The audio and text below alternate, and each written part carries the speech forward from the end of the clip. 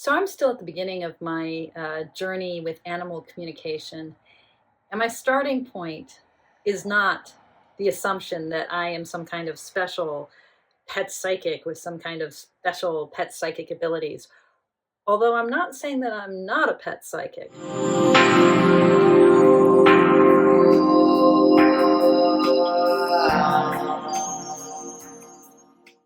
This is Opal.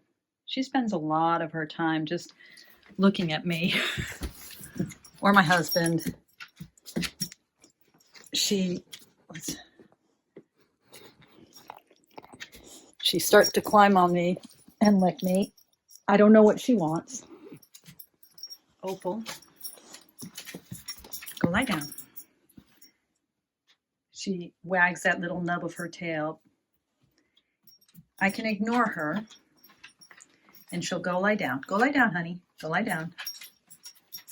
She gets lots of exercise, goes on big hikes at least 5 days a week. Lots of attention, good food. She has a playmate in our dog Sylvie. Sylvie!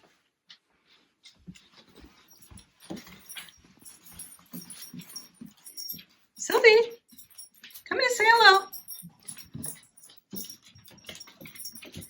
Sylvie's much more of a dog.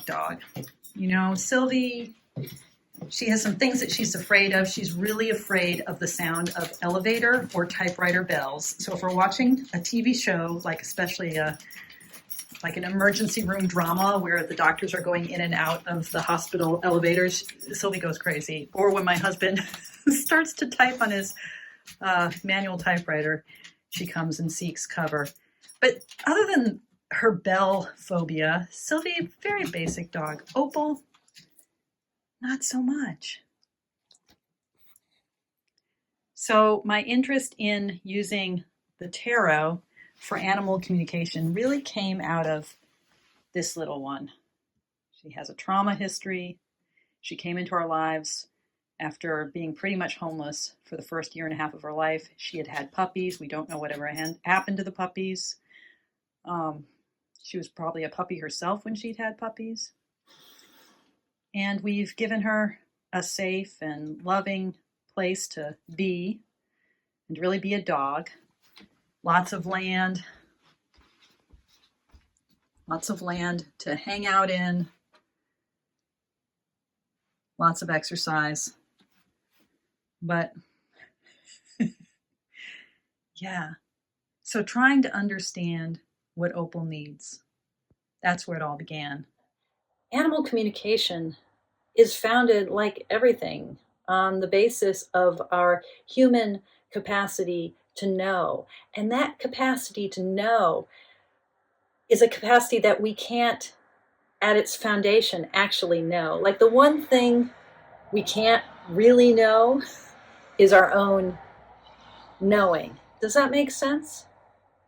We can't step outside of our knowledge and be able to know where that knowledge comes from, because there'd always be that infinite regression, right? Like, how do you know that you know that you know that you know that you know that you know? How do you know? So the classicist and cognitive scientist Peter Strzok at the University of Pennsylvania, he puts it like this. He says that intuition is that knowing that exceeds our capacity to know. Right?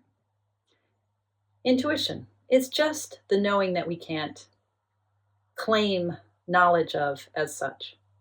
So it's the whole iceberg that's under the surface of the water, the very tip of which is visible.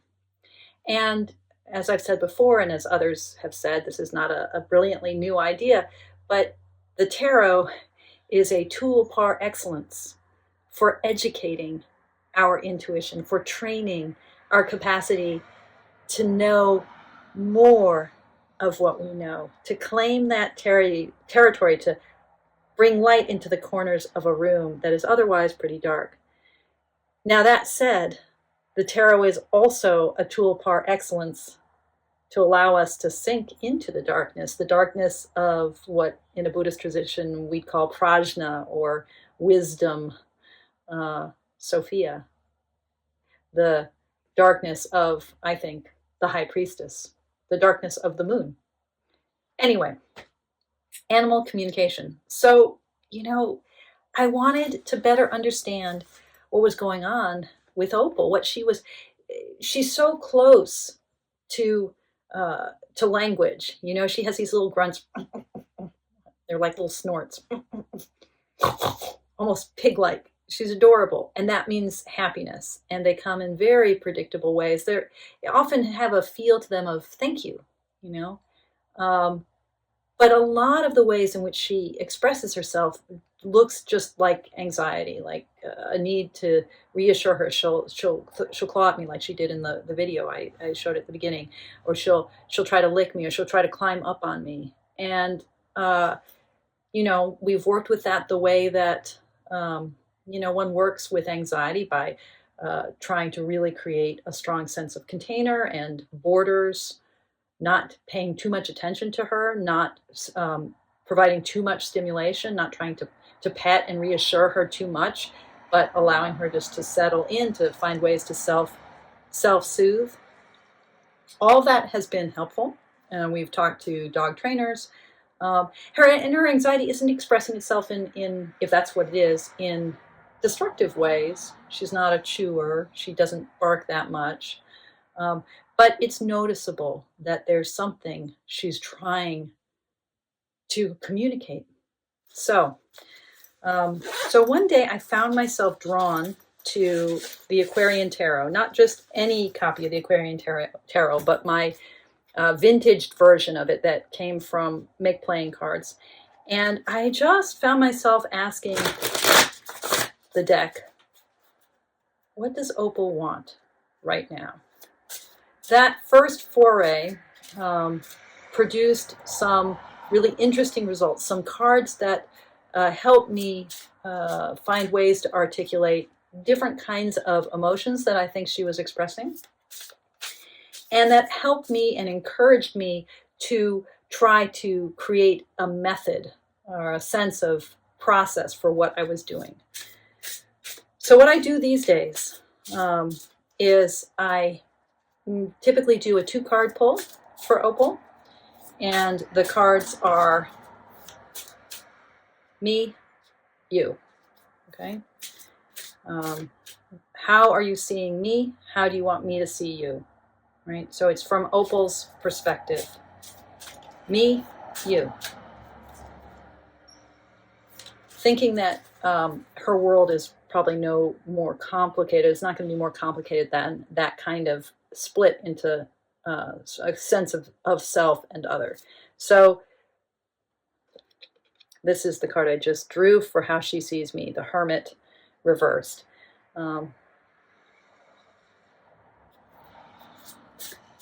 So in this way of reading for Opal, my reversals are just going to be reading more of the shadow of a card rather than what I normally do with reversals, which is to do an extra pull. I'm trying to keep things as streamlined as possible. Now for Opal, the Star. So, Hermit reversed. Well, I just left Opal in the room next door. I closed the door in here. She is not allowed in this room. So, I'm interpreting this as how Opal is seeing me is in retreat, in hiding, removed, the sort of the interiority of the Hermit, but with a negative light attached to it. And how is she seeing herself? As the Star, as something brilliant and magnificent and shining in the heavens. All hail Queen Opal, right? So this is just a sample reading. It's not coming at a moment when I feel a particular need to understand her, but it is offering me, I don't usually pull this card for Opal. It's offering me a sense of Opal's magnificence. What I would say with animal communication, in my limited experience with it in the tarot, and I'm going to be developing this into much more of a method over the coming weeks and months, I would say allow yourself to be drawn to a specific deck, which becomes the deck that you identify with that particular animal.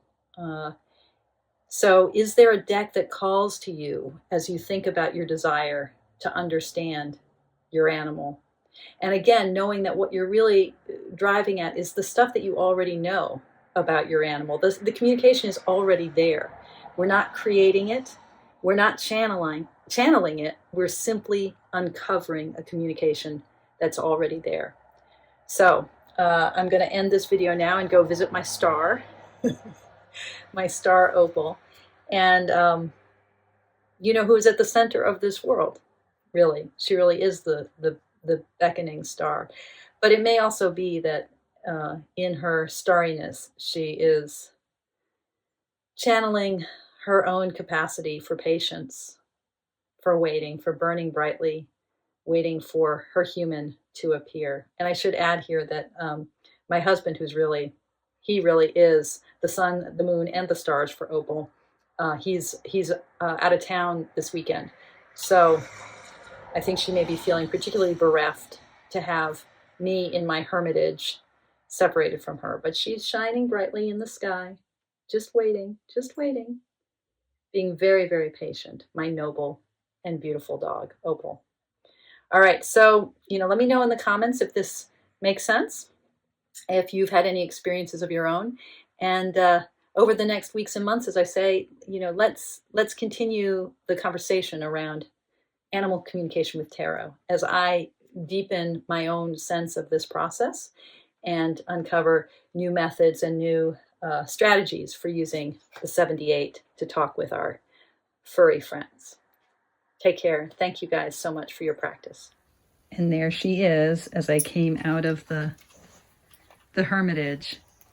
Yeah, she's kind of reaching toward me. I've been here. I've been good. Yes. Yes, you have. Yes, you have.